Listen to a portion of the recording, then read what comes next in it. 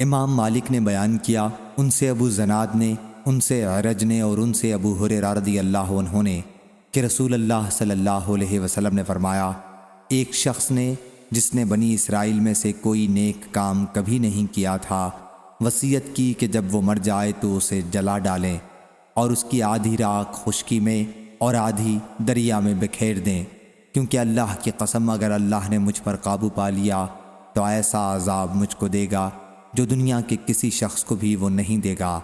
پھر اللہ نے سمندر کو حکم دیا اور اس نے تمام راکھ جمع کر دی جو اس کے اندر تھی۔ پھر اس نے خشکی کو حکم دیا اور اس نے بھی اپنی تمام راکھ جمع کر دی جو اس کے اندر تھی۔ پھر اللہ تعالیٰ نے اس سے پوچھا، تو نے ایسا کیوں کیا تھا؟